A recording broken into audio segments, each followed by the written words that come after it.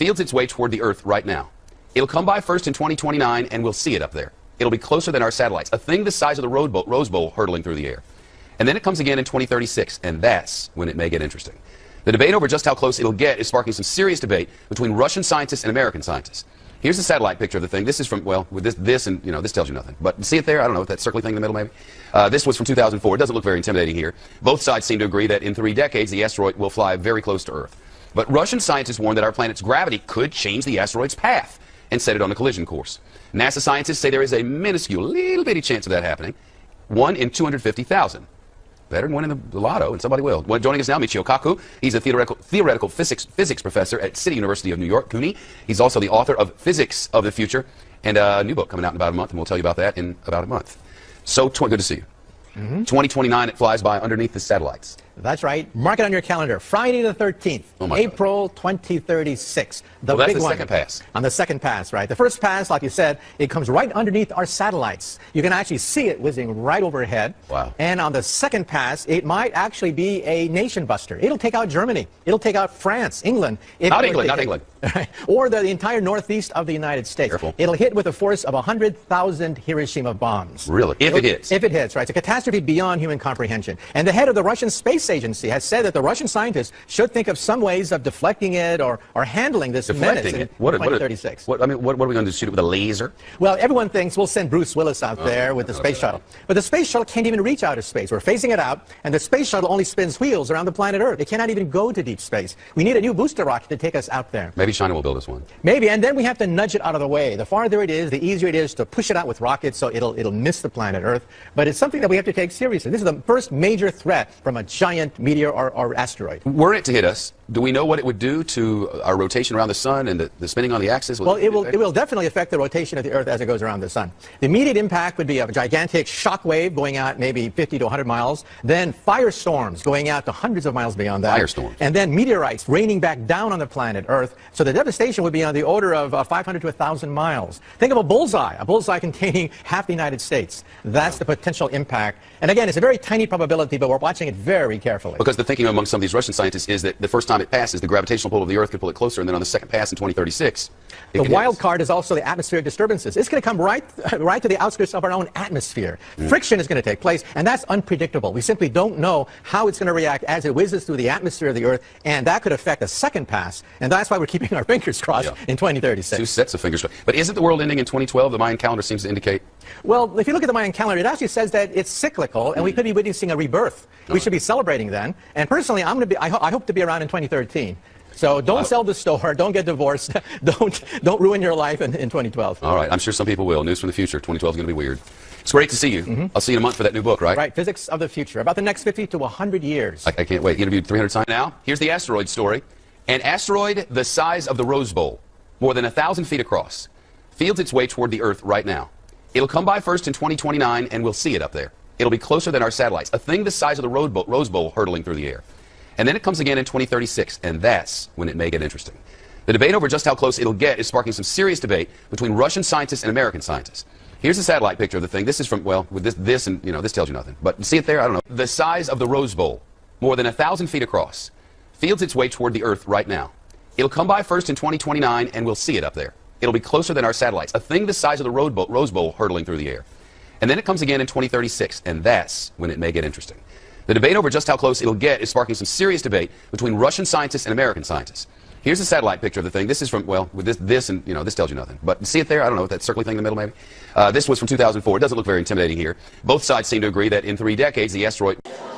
Really delighted that we have such a wonderful turnout on this miserable day that will mark the Yankees' win of the first game of the series.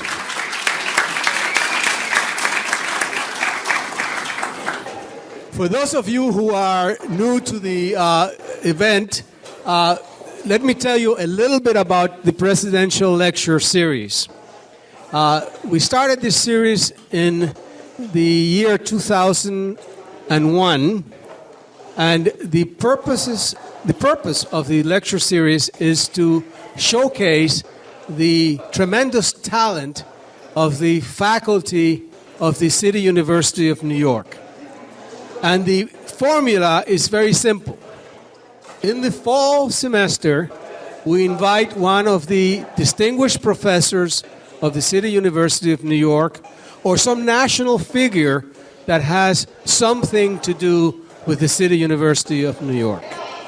And in the spring, we invite one of our own to be the presidential lecture speaker. We have a committee of faculty which is composed of Dr. Sheena Gillespie, Dr. Peter Gray, Dr. Kenneth Pearl, and Dr. Sassam Karimi. And if they're here, please stand up so we can recognize you. Those of you who are here. I know Sassam is here.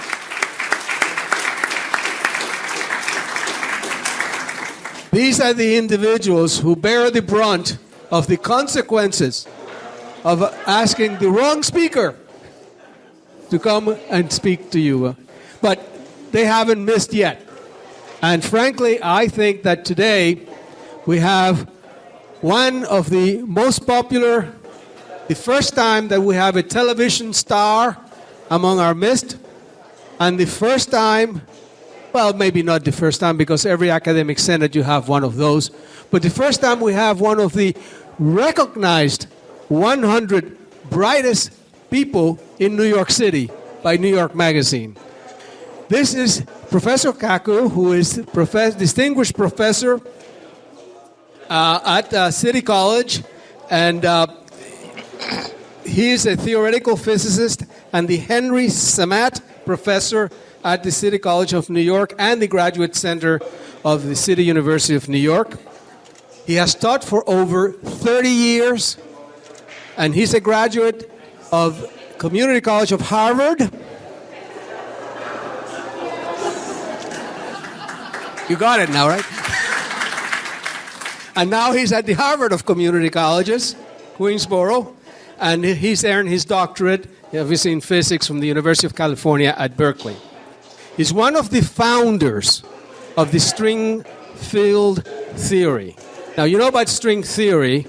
Maybe some of you may know some about it, but I know that all of you know about Star Trek, and all of you know about Beam Me Up, Scotty, and all of you know about energy fields. So you all know a little bit about string theory. I really personally believe that Dr. Kaku is a contender and eventually will be a winner of the Nobel Prize in Physics because of his work. And I hope that that happens. You want to have the pleasure of seeing him in person today, but if you want to see him on television, on December 1st, he starts a new series on the Sci-Fi channel called, I'm sorry, I don't know the title of the series, but he starts a series on December 1st on the Sci-Fi channel, and I hope that you all see it. I was very interested in looking over the book, The Physics of the Impossible, because it addresses how science fiction technology will be something real in the future. And you can think about the possibilities. Think about somebody in the year 1901 thinking about going from the New York to Europe in 5 hours. Think about the impact of technology, and I'm certain he's going to talk about all of that. But use a little bit extrapolation and look at what can happen in the future, and then look a little bit to the Star Treks of the world and see how somebody has imagined what can happen in the future. But that's all in our imagination. Let's talk to an expert. Let's talk to somebody who knows the theory behind all of that technology. Please, please help me welcome Dr. Kaku, please.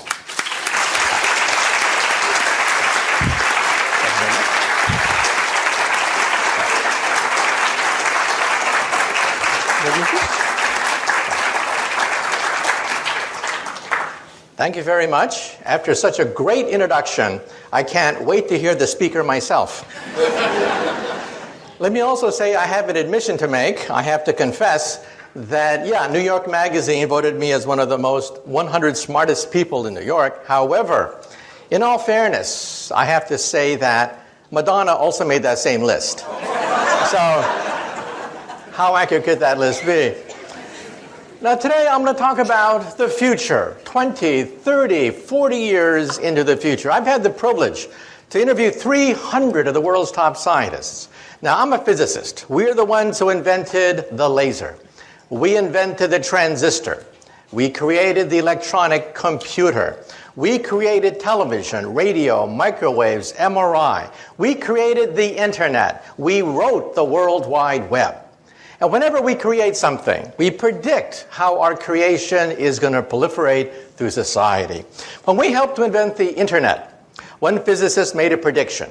He said that the internet will become a forum of high culture, high art, and high society.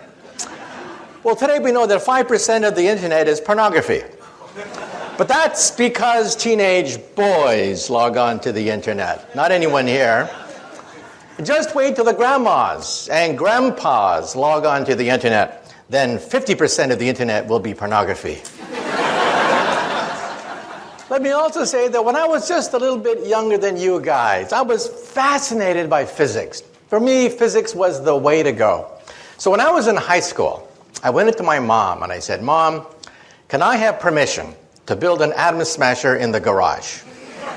A 2.3 million electron volt electron particle accelerator." And my mom looked at me and said, "Sure, why not? And don't forget to take out the garbage." So I took out the garbage and I went to Westinghouse and I got 400 pounds of transformer steel, 22 miles of copper wire, and I built a 2.3 million electron volt electron accelerator in my garage. The magnetic field was 10,000 Gauss. If you walked by the magnets, it was powerful enough to pull the fillings out of your teeth if you got too close to my magnets. Finally, it was ready. I plugged it into the wall socket. It consumed 6 kilowatts of raw electrical power. I can hear the crackling of all the capacitors. And then I heard this pop, pop, pop sound, and the whole house was plunged in darkness. I had blown out every single fuse in the house. My poor mom, she'd come home from a hard day's work, the lights would flicker and die. And then she'd say, "Where's the fuse box?" And then she'd say, "Why couldn't I have a son who plays baseball? Maybe if I buy him a basketball. And for God's sake, why does he have to build these machines in the garage? And hey, why can't he find a nice Japanese girlfriend? I mean, why does he build these machines in the garage?" Well, that machine got me into Harvard and began my career as a physicist. So today, I'm going to give you a guided tour of the future. However, there's a danger that sometimes we physicists know too much. Let me tell you a story and then I'll begin. Over 200 years ago, we had the great French Revolution. And one day there were 3 gentlemen about to lose their head to the guillotine. There was a priest, a lawyer, and a theoretical physicist, just like me, about to have our heads cut off. Well, they put the priest's head on the chopping block. And they asked him, "Do you have any last words before we cut your priestly head off?" And the priest said, "Yes, yes." He said, God from above, he shall certainly set me free." Well, all eyes were on the blade. They raised the blade. The blade came down, swish, and it stopped right before it hit the neck of the priest. Well, the mob had never seen this before. They were shocked. They said, "God has spoken. Let the priest go." And now let's see about the lawyer. Yes, the lawyer. Now the bloodlust was starting. Yes, the lawyer. They put the lawyer's head on the chopping block and they asked him, "Do you have any last words before we cut your lawyerly head off?" And he said, "Yes." He said, "Maybe the spirit of justice. Yes, justice and mercy. She shall set me free." Well, they raised the blade. The blade came down, swish, and it stopped right before it hit the neck of the lawyer. Well, this time the crowd went crazy. They said, "Let there be a national holiday. Today, God has spoken. Justice, mercy have spoken today." And now let's see about that theoretical physicist. Well, they put the physicist's head on the chopping block and they asked him, "Do you have any last words before we cut your head off?" And he said, Yeah, I got some last words. And he said, "I don't know too much about God. And I know even less about the law. But I do know one thing. If you look up, you'll see that the rope is stuck on the pulley. And then he said, if you remove the rope, the blade should come down real good. Big mistake. Big mistake. Well, the rope came down, the blade came down, and the poor physicist's head came down. And the moral of the story is, sometimes we physicists have to know when to keep our mouths shut. Okay? But nonetheless, let me give you a guided tour through the future. Because I've had a chance to interview over 300 of the world's top scientists. These are the people inventing the future. First of all, let me say that if you get cable television, you get the Science Channel. On the Science Channel, starting December 1st, as was mentioned, my book, Physics of the Impossible, is going to be appearing as a weekly TV series that I'll be hosting. Watch for it December 1st, every week after that. They call it Sci-Fi Science, Physics of the Impossible. So let's talk about that. First of all, how do we scientists know what's going to happen 10, 20 years in the future? How can we be so confident? Well, first of all, this is Moore's Law. On a log chart, you see that computer power doubles every 18 months.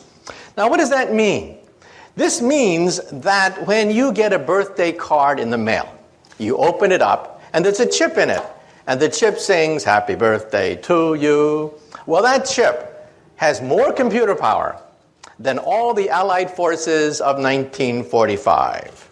Hitler, Eisenhower, Churchill would have killed to get that chip. And what do you do with that chip? You throw it away in the garbage. Or look at this chart. You'll see that way back in the 1960s, NASA had almost no computer power. Your cell phone today, one cell phone today, has more computer power, according to this chart, than all of NASA when they put 2 men on the moon. This means that if cars obeyed Moore's Law, cars today would cost 10 cents. This means that when you park the car, you wouldn't even bother to put a quarter in the meter. The meter costs more than the car. So you wouldn't have to just park the car and walk away from it. So what does this mean? This means that by 2020, computer chips will cost about a penny. That's the cost of scrap paper. So we now know the future of the computer.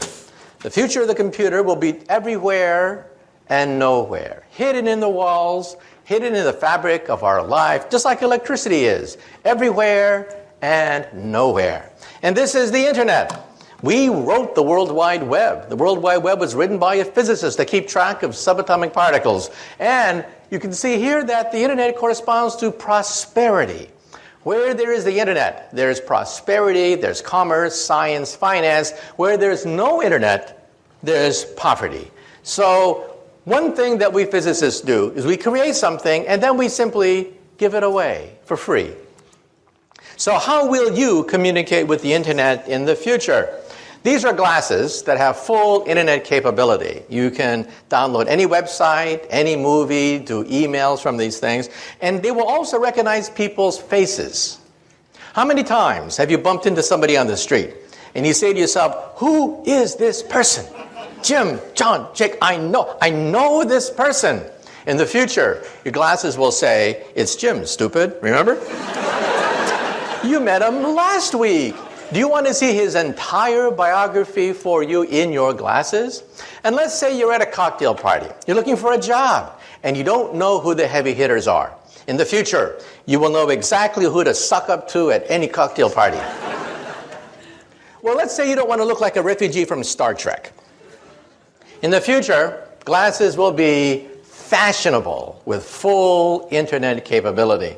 They can be flashed directly into the retina of your eye. They can be flashed right onto the screen of your glasses or used as like a jeweler's lens as an attachment to your glasses. Fashion models will be wearing these things. Young people will demand to have full internet capability, any video, any movie, any website, any music, downloaded via your glasses. Now you may say to yourself, wait a minute. Maybe I don't wear glasses. No problem. In the future, they'll be in your contact lenses. These are internet contact lenses that we physicists are trying to build. Imagine taking a final examination Ha! Immediately the light bulbs begin to flash, right? Think of taking a final examination. You realize that in the future, professors are going to have to throw out their final exam because you can't simply record memorization on a final exam anymore. You'll have to convey concepts, principles, rather than memorizing the names of the crystals or the shapes of the minerals or whatever. Imagine full internet capability in your glasses. Well, we physicists are working on this even as we speak. Imagine, for example, going to a foreign country. You bump into somebody and they start to talk to you in a foreign language. No problem. In the future, you will see subtitles. Subtitles of a foreign language in your contact lens. And let's say you visit the ruins of Rome. It's such a big disappointment. You read about the great Roman Empire, and then you see all that's left, almost nothing left of the empire. You go to the Roman Forum, and you only use imagination, thinking of Julius Caesar and Mark Antony at the Roman Forum. No problem. Your contact lens will recreate the full animation of the height of the Roman Empire as you walk through the ruins. This is called augmented reality, not virtual reality, a mixture of reality with animation, with subtitles, with translations. Let's say you're driving a car. Your contact lens will give you exactly how fast you're moving, how much gas you have, and will even point out landmarks as you are driving. GPS, all of that without ever having to leave the steering wheel of your car. So this is what happens with Moore's Law.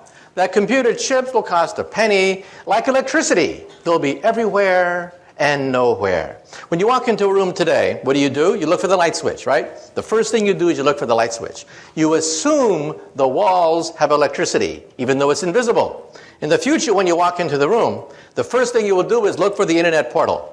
You will assume the room is intelligent. So this is your cell phone of the future. This is how you will communicate with others. One screen for any video, one screen for any website, one screen for any movie that's ever been done.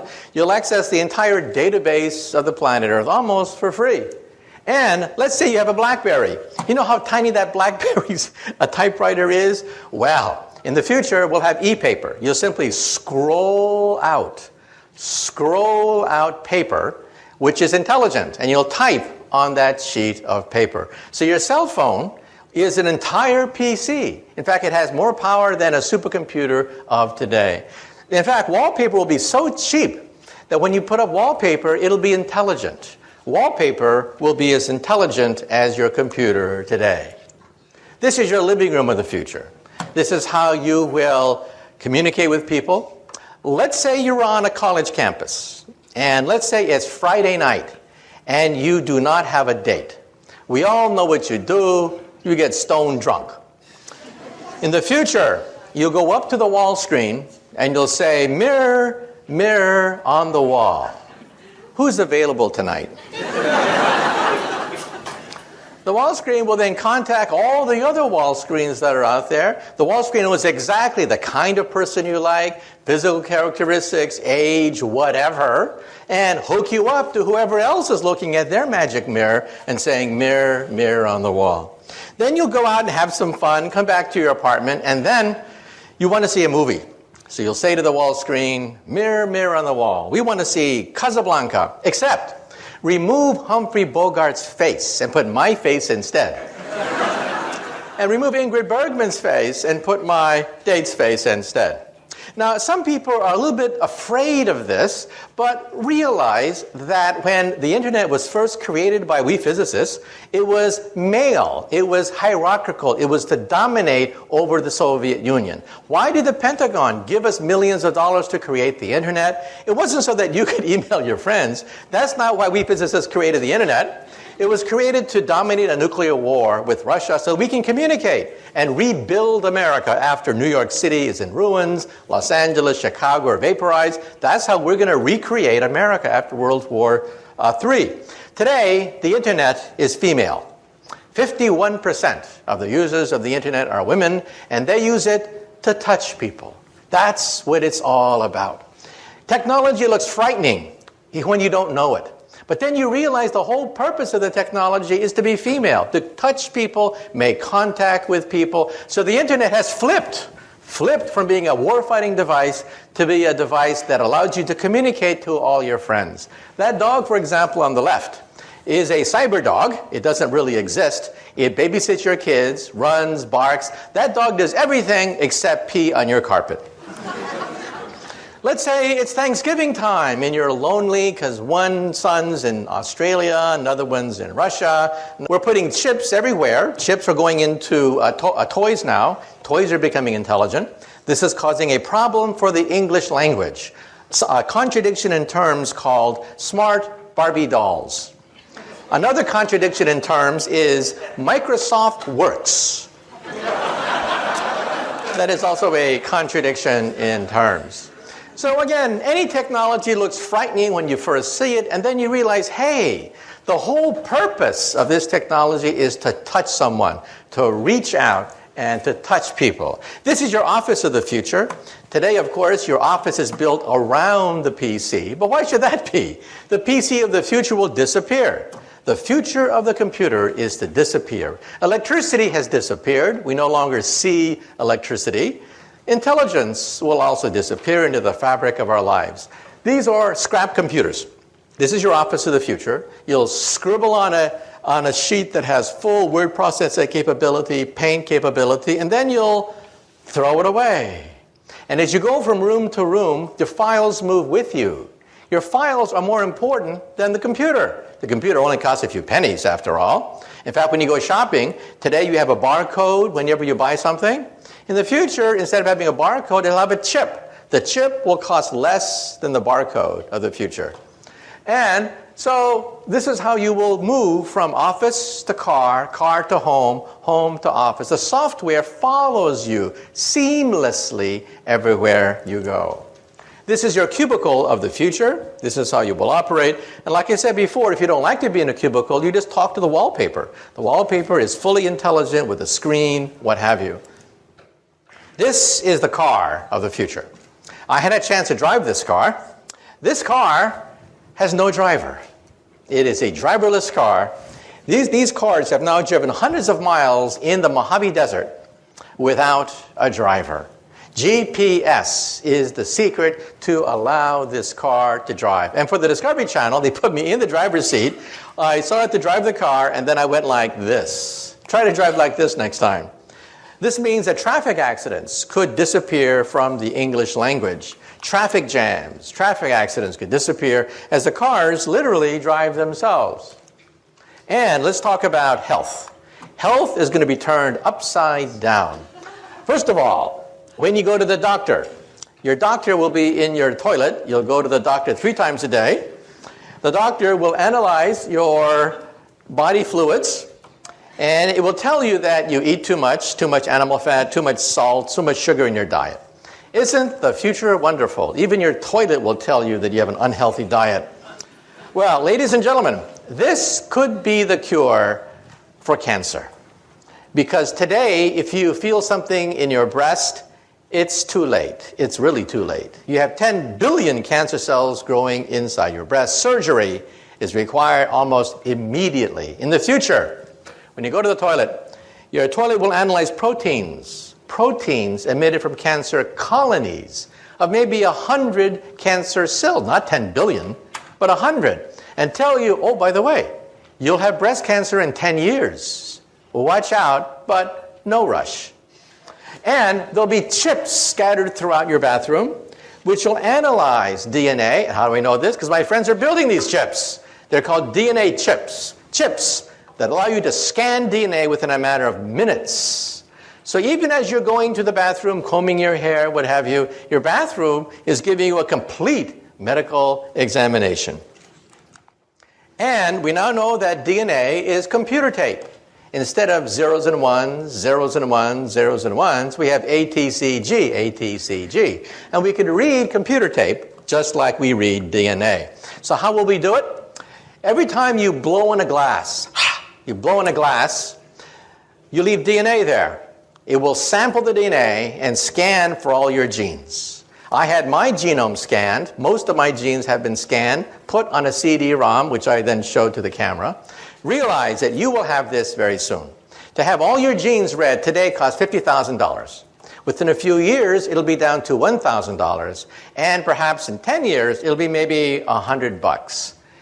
This is your owner's manual. In your home, you have an owner's manual for your VCR, your iPod, your computer, your TV set. You have an owner's manual for everything except one thing, your body. This will be your owner's manual. In fact, when they scanned my DNA, they even told me where my ancestors came from 20,000 years ago. So I now know my family lineage out to 20,000 years.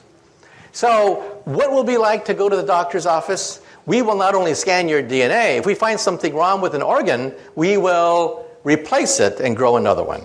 This is an ear, except it's made out of plastic. Plastic sponge that dissolves with time.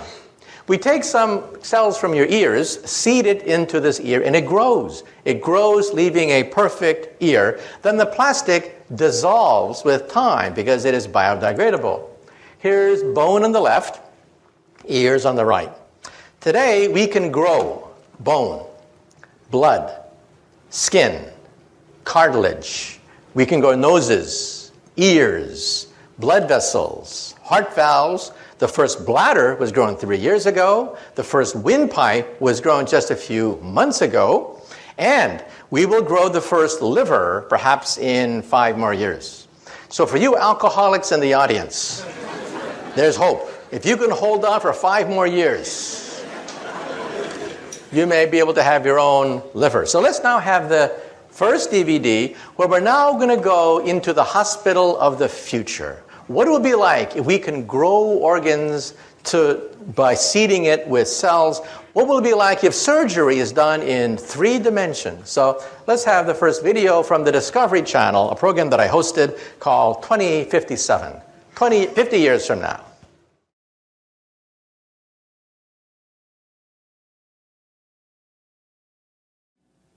So, as computer power doubles every 18 months, it means that every aspect of our life, finance, commerce, health, is going to be turned upside down as we begin to realize that computer power can enrich our lives. This is the world's first bladder, a human bladder that was grown from a young girl's own cells and implanted into that young woman.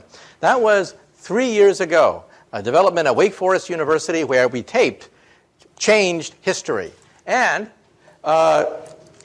within 5 years, we hope to have the first pancreas, the first liver, perhaps even the first kidney. These are the frontier organs that are now being looked at to be grown in the laboratory. The first windpipe was grown just 3 months ago, and in mice, we actually grew an entire heart. An entire mouse heart was grown just last year. And how is it possible? Because computer power means that we can sequence genes, we can put doctors in touch with each other. It has accelerated medical advances. And now, let me say a few things about artificial intelligence. Well, one day, will we have robots, the robots that we see in science fiction? Well, this is Asimo. Asimo is the world's most advanced robot.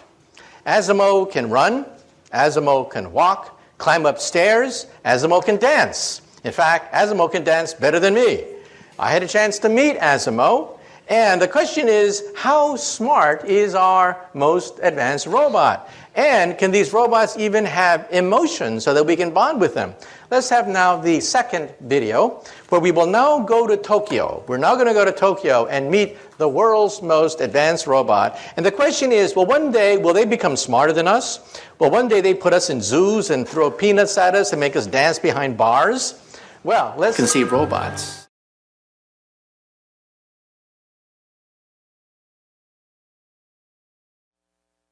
The question is, how smart are our robots? Well, one day, will they be smarter than us and put us in zoos? Well, first of all, here's the governor of California in a very bad mood. So, well, one day, will we have to deal with mad governors? Well, let's take a look at Asimo. You saw Asimo, the world's most advanced robot. How smart is Asimo? Well, let me tell you.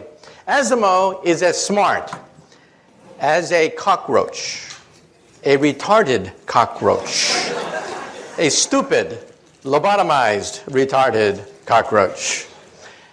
Asimo takes about 6 hours to walk across the room. Every movement pre-programmed. That scene that you saw took 3 hours.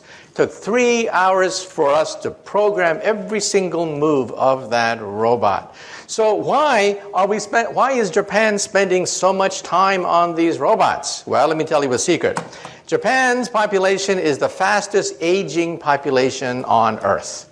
They have very few young people. They have a lot of old people. These are future robot nurses. That's why Japan is spending so much money building robots. That's the future of nursing, not the future of human intelligence. However, in the coming decades, as robots get smarter, perhaps they'll be as smart as a mouse, eventually as smart as a dog or a cat.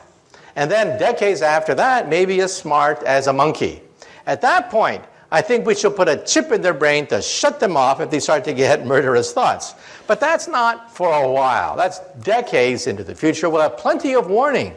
Plenty of warning. And in fact, for the Science Channel special that I'm hosting on December 1st, we went to all the world's leading artificial intelligence laboratory. And you can see how primitive our robots really are. Well, let's say a few more things that we discussed in the Science Channel documentary. Invisibility. Believe it or not, we physicists believe that invisibility is possible. We flew down to Duke University, and we filmed the world's first microwave invisibility device. It'll make an object invisible to microwaves, and we went to Berkeley, where they can actually now do it for visible light. Now, there is a problem. If you are inside an invisibility cloak, you cannot see outside. It's only a one-way trip. Therefore, if you are inside the invisibility cloak, you need to punch 2 eyeballs so you can see outside. So from the outside, you see 2 floating eyeballs, or here, a floating head. So remember that metamaterials allows us to bend microwave radiations around an object, just like water flows around a boulder. If you were downstream from a boulder, you don't know that there is a boulder upstream. That works for microwaves, and at Berkeley and Caltech, on a microscopic scale, they showed that it works for visible light as well. So this means that in the coming years, coming decades, we may be able to attain full invisibility, just like you see in the movies, but we don't have it yet. Also, teleportation. Wouldn't it be great to simply zap yourself across the room, just like they do in Star Trek? Well, this is called quantum teleportation. And for the Science Channel TV series, we went down to Maryland, to the University of Maryland, where we actually photographed, with a TV camera, actually photographed an atom being zapped across the room. A TV screen lit up every time an atom was teleported from one chamber to the next chamber. Now, this, of course, creates problems, because if you're Captain Kirk, you have to die, you have to dissolve in the process of creating a copy of Captain Kirk over there. So who is that imposter over there? That imposter over there looks like Captain Kirk. He sells Priceline just like Captain Kirk, okay? So who is that person over there? You just saw him die, and there he is selling Priceline over there. It really makes you wonder, who are we? Are we just information? That information can be zapped from one place to another? And believe it or not, telepathy is coming faster than you think. We taped this again for the Science Channel special, 12 episodes, 30 minutes apiece, starting December 1st. Here's how it works. This is Brown University, where we have a stroke victim on the lower right. He is paralyzed. He cannot move. He cannot communicate with his loved ones. He is a quadriplegic, a stroke victim.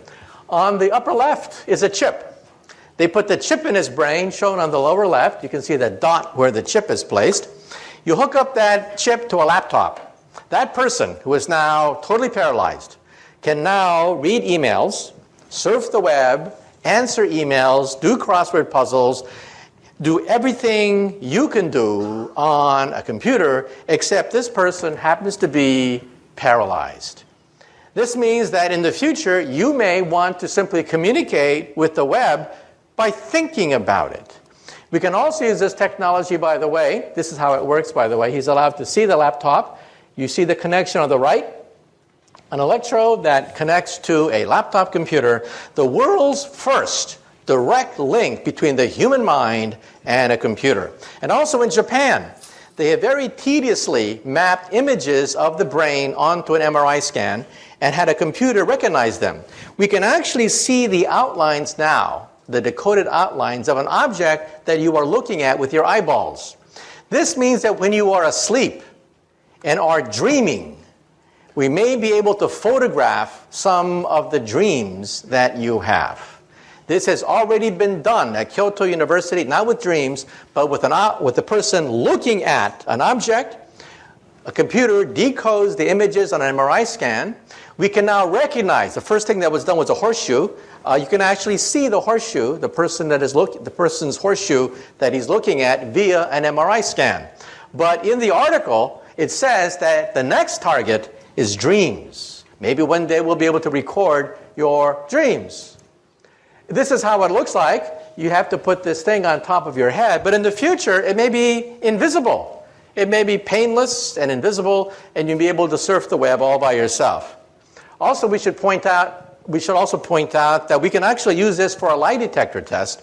When you tell a lie, your brain scan lights up like a Christmas tree. That's because first, you have to know the truth. Second, you have to create the lie. Third, you have to create the cover-up of the lie. And fourth, you have to analyze the consistency of the cover-up with all the other lies you've been telling all these years. That's a lot of brain power. And you can actually see that on an MRI scan. Now let me say a few things about the far future. So far, everything I've talked about is the near future. We're talking about 10, 20, 50 years in the future. Now let's look even farther. We went to NASA. And we visited the scientists who dream of one day building a starship. This, of course, is far beyond anything we can muster with today's technology. However, we actually interviewed scientists who believe that it may be possible to bend the fabric of space and time so that we can leap forwards across enormous distances, perhaps using Einstein's theory. This is a black hole. Black holes are not science fiction anymore. We photographed the accretion disk of black holes. This black hole lies at the center of a gigantic galaxy, NGC 4258. That dot you see at the very center is about 1 light year across. In the inside of the dot is a raging black hole. In fact, if you want to see a black hole tonight, go outside, look in the direction of Sagittarius. That is the center of the Milky Way galaxy.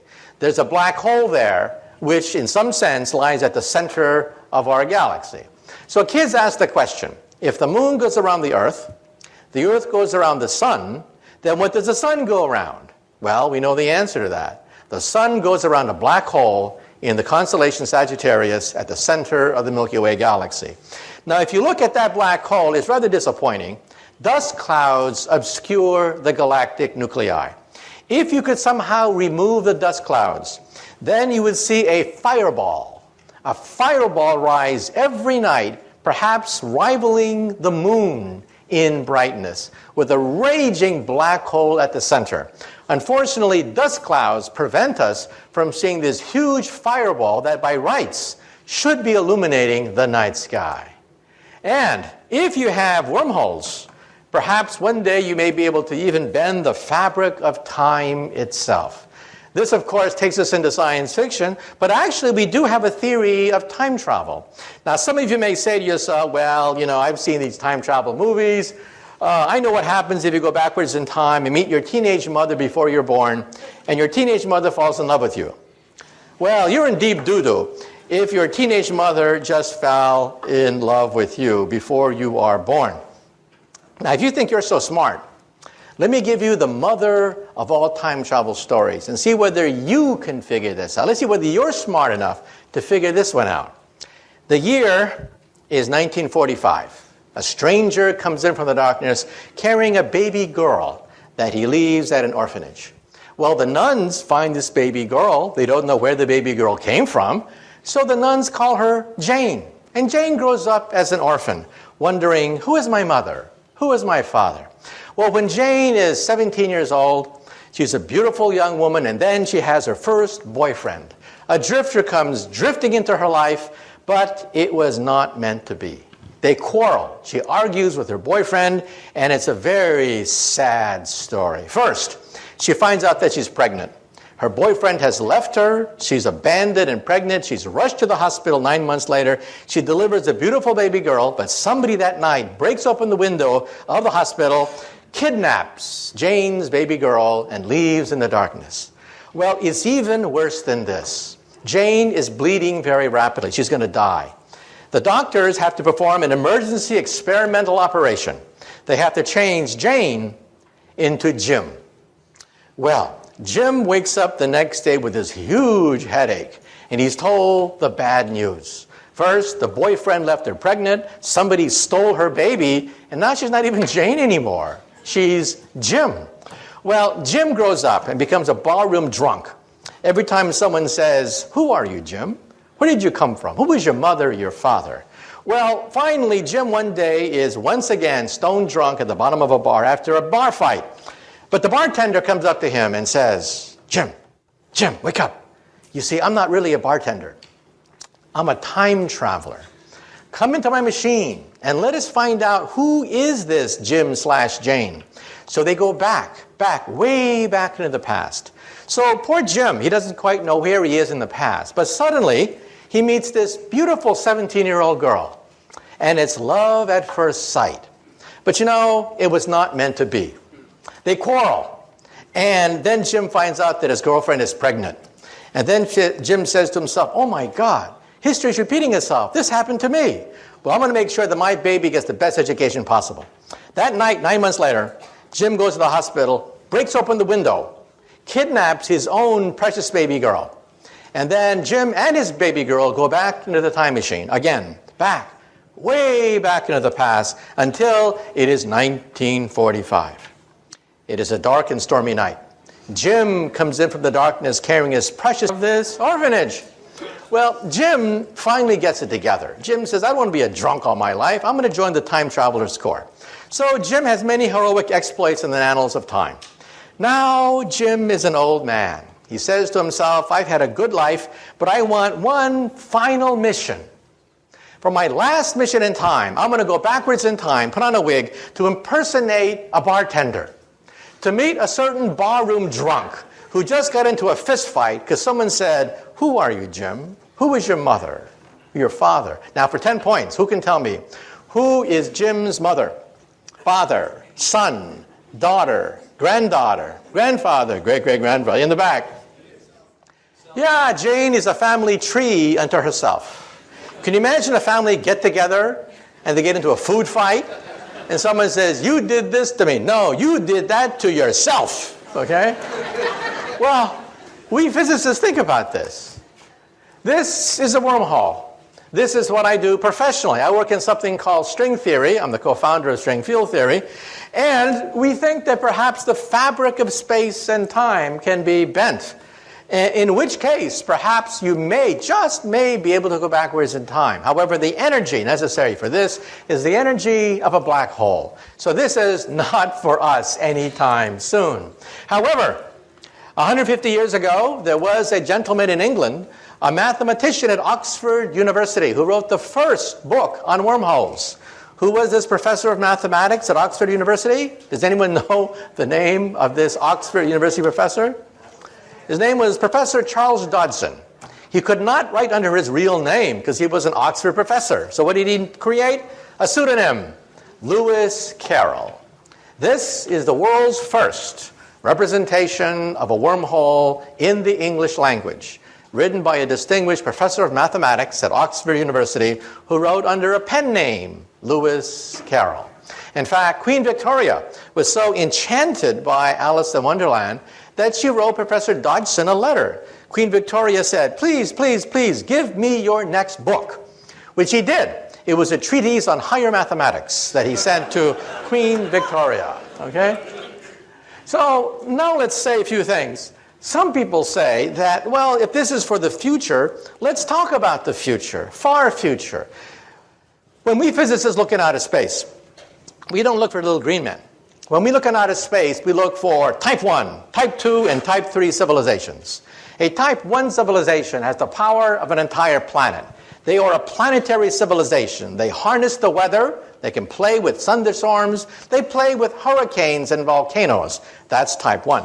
Type 2 is stellar. They consume the power of a star, like the Federation of Planets on Star Trek. Star Trek would be a very typical type 2 civilization. Type 3 controls the power of an entire galaxy, like the Empire of Empire Strikes Back.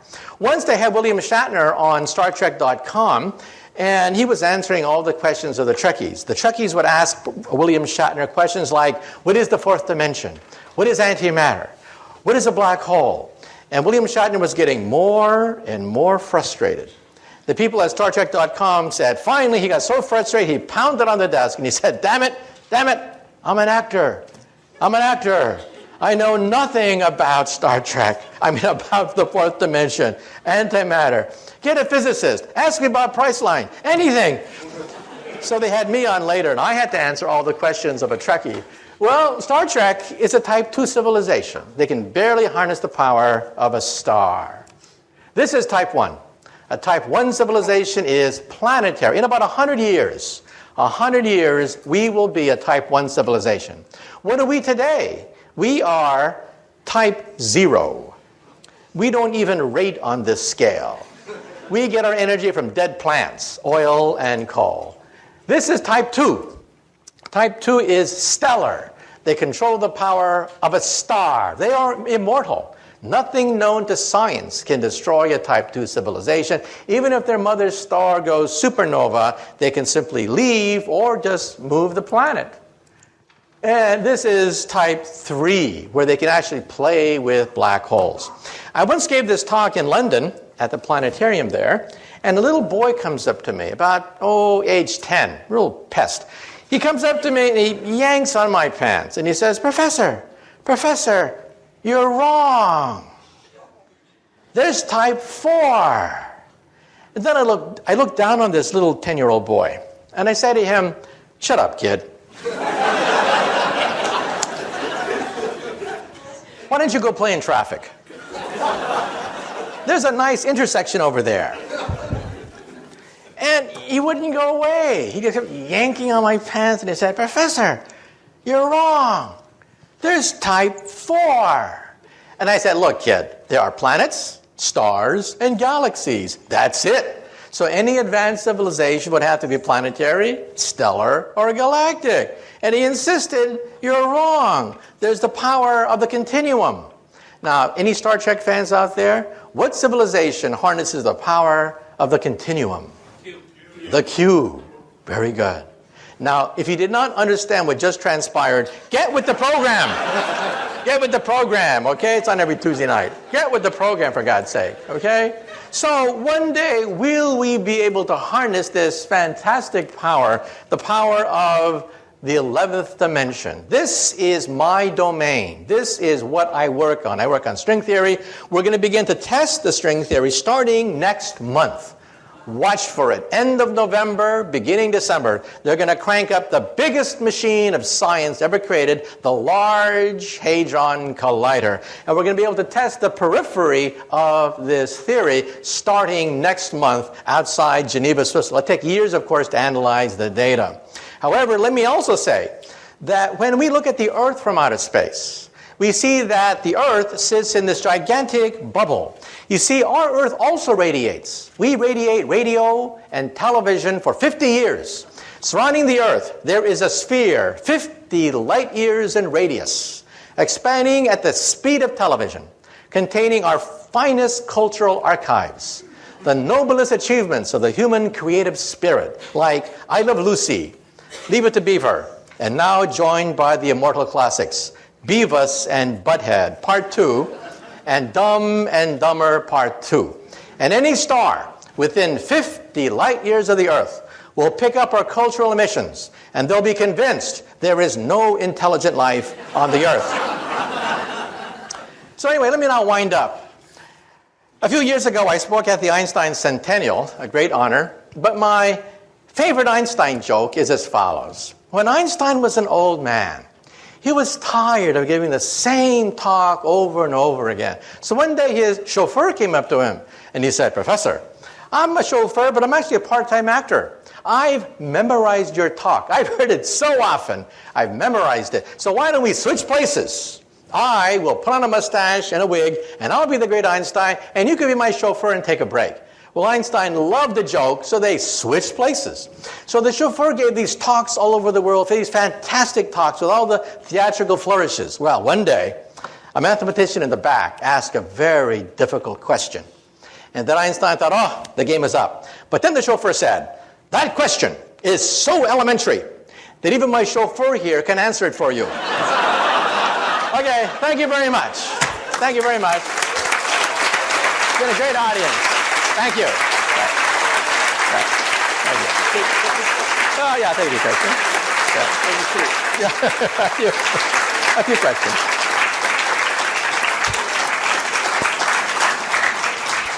Wonderful, right?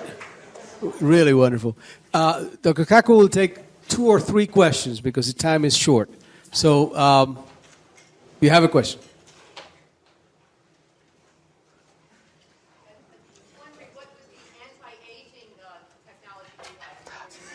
Okay. Let me say 2 things. I have a whole chapter in my book, Visions, about the aging process. First of all, if you go to a drugstore, you see all this advertisement, anti-aging this, take 10 years off your face, 10 years that. How can the FDA allow all these fraudulent claims to being made? So I actually interviewed an FDA official. He said, the Food and Drug Administration can only monitor things that penetrate the skin. Medicines that penetrate the skin.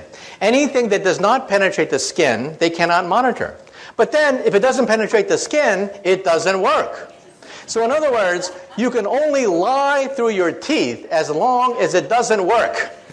Let me repeat that again. According to federal law, you can make any statement you want about take life, take 10 years off your face, whatever, anything you want, as long as it doesn't penetrate the skin, as long as it doesn't work. Now, let me tell you the science. We went to MIT and we interviewed the discoverer of a rather important gene that's creating headlines. Oprah Winfrey devoted a show to it, 60 Minutes devoted to a show to it. It's called SIR2. It is a gene and a protein that seems to mimic caloric restriction. Now, there is one and only one way of multiplying the lifespan of an organism, all the way from yeast cells, spiders, insects, mice, rabbits, dogs, cats, monkeys were analyzed, and the results came out front page of the New York Times about 2 months ago. If you starve yourself and consume 30% less calories, you live 30% longer. Now, how many of us want to starve ourselves? But the genetic mechanism of that is gradually being worked out. It turns out that the human body or any organism has 2 choices. One is if you undergo famine, you have to hunker down, eat less, lower metabolism, and just ride out the famine. The other one is consume all you want and have children. So a body has 2 choices. Animals mostly suffer famine. Famine is a normal state of most animals. So animals do this all the time. They hunker down, eat less, reduce metabolism, and ride out the period of famine until they can gorge themselves and have children. Well, you found the gene, SIR2, which actually mimics that behavior without having to starve yourself. Now, is it the fountain of youth? I interviewed the guy who discovered it, and he said, no. Don't believe the hype. However, he said, once we do find the fountain of youth, it may be part of it. So the point I'm raising is we're now working out the genetics of the aging process. Did you know, for example, that some animals don't die? Crocodiles, alligators, flounders, they just keep getting larger. They don't die at all. They're just as vigorous at 70 as they are at 5. So how come your textbook says that the crocodiles die at age 70? That's because the zookeeper died at age 70, okay? Crocodiles just keep on going. They have no known finite lifespan. They simply get bigger. So in the animal kingdom, it's not necessary to die or age. They just keep getting bigger. That's why you don't see gigantic crocodiles, is because they die of starvation, accidents, or disease. But they have no finite lifespan. So it's not necessary to die. They're just as vigorous with no aging. So the short thing of it is, A, it's still a long ways to go. However, B, we scientists are now seriously looking at the possibility of retarding the aging process. We do not, I repeat, not have the fountain of youth. However, as one scientist said, I regret the fact that my generation may be the last generation to die. Well, I think that's an exaggeration. I think people will be dying for quite a while into the future. But it does mean that real progress is being made in the aging process, which is something I could not have said a few years ago. How about you?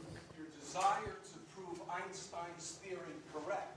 How close are you? Well, we want to go beyond Einstein, because Einstein's theory breaks down at the center of a black hole and at the instant of creation. Einstein's theory makes no sense whatsoever. We need a higher theory. The only higher theory which includes the quantum theory and Einstein's theory is string theory. It is the only game in town. Some people say, well, if I don't like string theory, give me an alternative. And the answer is, there is none. It is the only game in town. You either work on string theory or you just work in the wilderness. So next month, we're going to begin to crank up the Large Hadron Collider.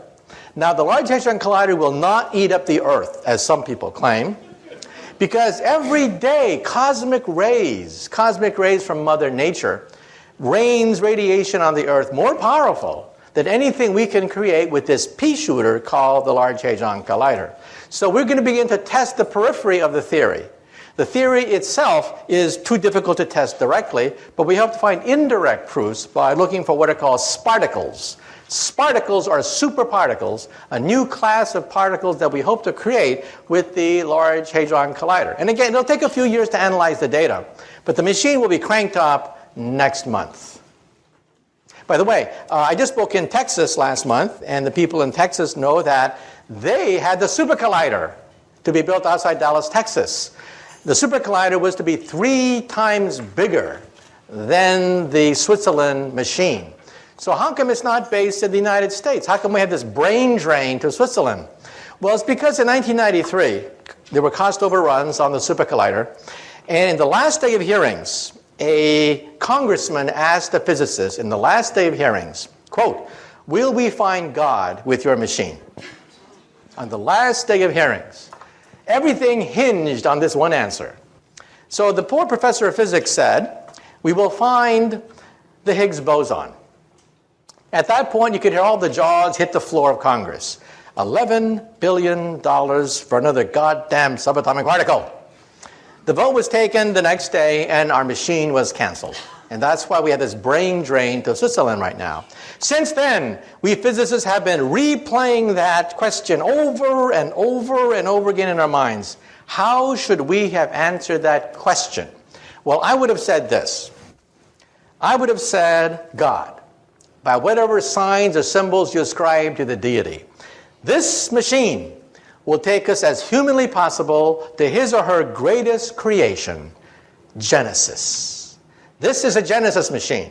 It'll recreate on a tiny scale the most momentous event in the history of our universe, its birth. Instead, we said Higgs boson, and our machine was canceled. I should hope that next time we get asked that question, we think about the answer a little bit more. Okay, one last question. Last question. About right there.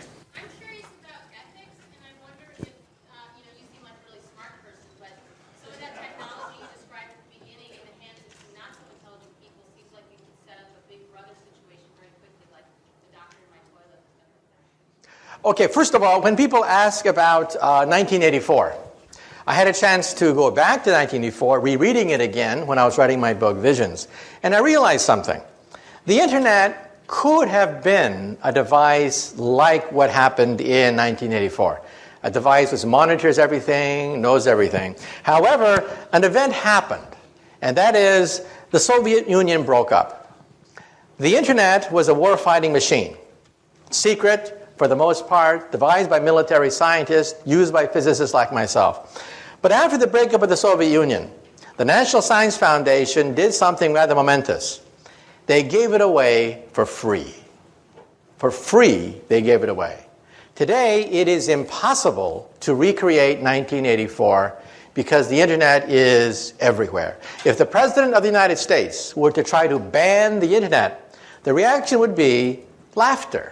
People would just laugh at him. It's unstoppable. So I think 1984 is not possible. However, there was another book written around that time. And that other book was called Brave New World by Aldous Huxley. That's a book that we really do have to worry about. Because in that book was set 600 years in the future. In that book, they have cloning. In that book, they have drugs everywhere. In that book, they have the stratification of the human species.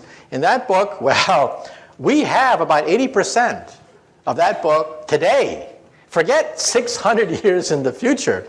Welcome to the Brave New World. So we do have to worry about some of the ethical questions raised in Brave New World. But as far as the problem of computers, the problem is not Big Brother. The problem is Little Brother. Every nosy busybody can get on the internet and finds all sorts of information on you. And in the future, if someone wants to find out about who you are, they'll go to your barbershop and get some of your hair follicles and sequence your entire genome. This means that the National Enquirer, instead of getting photographs of Brad Pitt, will have his entire genome read by getting some of his, his hair, and it's going to create a huge problem of genetic privacy.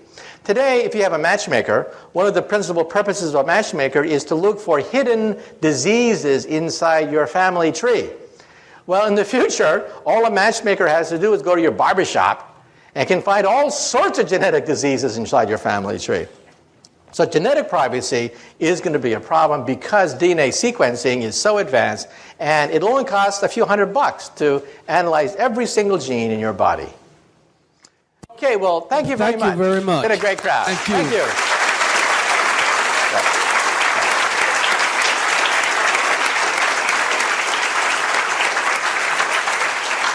There are some refreshments outside, and I'm certain that if we do not overcrowd him, we might be able to have some contact or some personal discussions with Dr. Kaku. Thank you again for coming. Okay.